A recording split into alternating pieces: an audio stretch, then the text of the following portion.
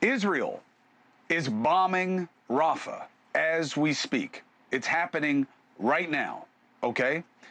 The Middle East is going to get more bloody, all right? They say, Israel, that's where Hamas is, and that's why they have to do it. The other side of it is, but there was so little warning in a very densely populated area. And even if they had time, there's almost nowhere that's safe to move all those people. So it's going to be bloody, and it's going to outrage people.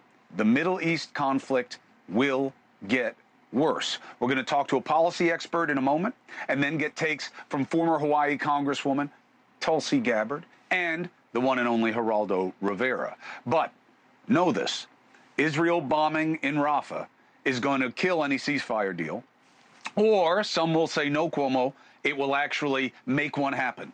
We'll see. But for sure, there's going to be more chaos here at home while they're bombing in Rafa.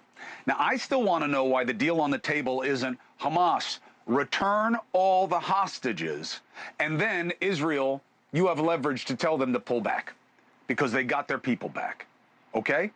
And then what you do is, well, who knows? This has been a generational dilemma, okay? We need much better minds sitting at a table for a long time with the Arab neighborhood finally putting their feet where their mouths are. And if they care so much about Palestine, they should get in there and start doing things for those people instead of just using them as a mascot when it suits their purposes. So I have two major points about what's happening at home, okay? Number one, do not cancel the graduations. Don't move them. Deal with the protesters. Find a course to conversation and remind that there are rules, that there are responsibilities, and there are ramifications. You have given too many concessions that have created a false sense of righteousness and control. Not to mention, you are burdening the many for the few. And for these kids, this graduating class, a lot of them already missed graduation due to COVID in high school. And now you're bowing to the wrong people for the wrong reasons at the wrong time. And again, I ask, where are the parents? Who is letting their kids disrupt their own graduation? And why? Saturday Night Live really nailed it with their spoof on parents' perspective on these protests. You see this? I think it's just great, you know, it's wonderful. Nothing makes me prouder than young people using their voices to fight for what they believe in. Wow, that's very encouraging. Alphonse, your daughter must feel so supported when she's out there. What's that now? when whose daughter is out there? At the protest. No, man. You bugging. Right? Now, how many parents should be asked, hey, isn't this your kid? You okay with this? Now, we have Columbia on Keaton's sweatshirt. We also have Columbia law in the mix. The students there are asking for exams to be canceled due to all the trauma from campus chaos. First, great job, Columbia. You failed to do the main job. All that money, all that prestige you get. You can't keep kids in a position to learn and perform. You failed at your own job. Second, students, wake up and smell the reality. If you think you're traumatized now, wait until you practice. No partner will ever give you a pass for being stressed. Life is about pain and stress management. Take the tests, show resilience. It's what life is about. Third, final and biggest, okay? Graduation, grades, these are real concerns, but they're short money, okay? This is what worries me about the protests, and we're going to have to really deal with this or it's going to deal with us. Show the picture. Show the picture of what they love to show everyone in Iran. Not these kids with the Sadat scarves, although that's part of it, okay?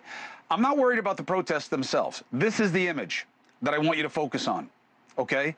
This is what the extreme Islamist world loves putting all over their media.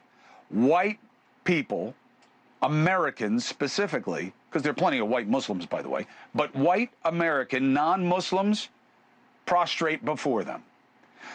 I don't have a problem with the protests, okay? To be clear, if you have something you don't agree with and you want to protest, that's great. It's a signature mechanism of American democracy. Go for it. I do question, though, why the same people who are coming at me so aggressively and adamantly online don't want to put their name to what they say to me online, and they want to cover their faces when they protest. If you're so proud, if you're so invested, show who you are. Maybe it's because you know that you're breaking the laws, and the school may let you get away with it, but society will not. What you should know shows how privileged you are. You can pretend to be from Gaza, but you're not. And this is not what happens to regular rioters. No catering when you break and enter, all right? No catering to your demands when on private property either. However, what cannot get a pass are the looming questions about who's feeding these protests, who's financing them, the kinds of ideas that are being propagated for the most part online, specifically TikTok. And that's why there's so many of these protesters who don't attend the schools. And within those groups, insurgents, you got to look for these pocket groups that want to destroy our democracy, to make bad trouble, to seed agendas of extreme thought and fundamentalism that can lead to a radicalism that will be very difficult to eradicate in America, to combat it on its terms, and really to recover from it in any kind of short time frame. This is where some are going to say, no, you're going too far. You're going too far. It's not that big a deal. That's the picture, okay? My concern is not white kids converting to Islam per se. There are plenty of white Muslims. It's why they are prostrating themselves, why they're wearing the scarves, what it makes them susceptible to. You have a generation that is uniquely desperate for a reason to believe in something bigger than themselves. A generation that believes it must pay the price for privilege. We have made privilege such a sword and a shield. It's everywhere. It's always a battle line. And this generation has been the most saturated with it. And as such, is uniquely comfortable appropriating the suffering of other groups to which they don't belong specifically. Anything to get the stink of privilege off of them, because it's so bad to have good things in your life. Now, this dynamic is not always a negative. As we saw in the 60s, it was the motivation of young people among the majority that led to more rights for minorities. It was a huge catalyst.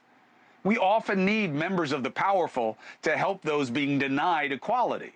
However, we've seen recently with BLM and LGBTQ+, that community, pockets of it, activists often more concerned about who and what they are against than what they're for. Not progress, but attacking perceived opponents. Crowdsourced consequences. The media love to play into that, right? Harnessing cancel culture. Attacking cultural norms, mores, institutions, ending anything and anyone that does not bend to their will quickly or far enough. This is not protest, nor mere advocacy for change. It starts to look more like and feel like and act like fundamentalism. And while, look, arguing about what is and not okay within your own culture, that happens. It's hard enough. Taking on the cause of extreme Islamism as a way of showing you are not elite, that you are not privileged? Well, no, they're just into Islam. No. And here's why. This is not about ranking religions or one being better than the other. It's all about how you use religion. Okay? It doesn't matter what the religion is. I'm not like the former president who's going to say Islam hates us. It's about how you use faith in your life, okay? But these kids are especially susceptible to extreme ideas of a faith that is foreign to them on many levels, especially when the attraction is born of the most violent of circumstances to which the faith is applied. Intifada, jihad. That's why we keep pointing out to those members of the LGBTQ+ community who believe there's a kinship with Gaza and the suffering there, or even with Hamas, as freedom fighters. The group that you put on equal footing with Israel, the group you say are freedom fighters, they don't see you as equal. They see you as an abomination. At the same time, the idea of just condemning the kids on campus, everything they do is wrong, everything they say is meaningless, they're just rich little spoiled kids, that misses the mark by a lot, okay? The solution here is not to demean. You're only going to wind up having them double down, okay? You can't tell people not to feel the way they feel. You got to meet them where they are and figure out how you get them to a better place. If they believe that their lives of privilege require them to take up the suffering of others, good. They're right. To whom much have been given, much is expected. They can and should do that, but they need to understand root causes and present realities. And they have to understand what is responsible and what is actually doing good for others. Okay? Attacking everyone and everything that doesn't agree with you is not progress. It's not about just destroying what you oppose. When you do it that way, as you are doing it right now, you are proving why people like me are worried for and about you and your advocacy, because you're starting to sound like extremists, not agents of a good cause. And the last point about that picture, you know who's using it the most? The extreme Islamist community in their outlets. Like in Iran. They love this picture because it shows Americans literally bending to their will, showing that they're right about condemning and destroying everything that America's about. My brothers and sisters, we do have an enemy, okay? And it is not each other. It is extreme fundamentalist thought. If you want to pin it on extreme Islamism, you can right now, because there is a huge preponderance in that community. But know this, every moment that we attack ourselves, we are making ourselves weaker, and we are making the real enemy stronger. Hey, thank you for watching. Please go to newsnationnow.com, newsnationnow.com, and you can find NewsNation on your television provider. And don't forget to click the red subscribe button down below. Then you will get more of NewsNation's fact-driven coverage.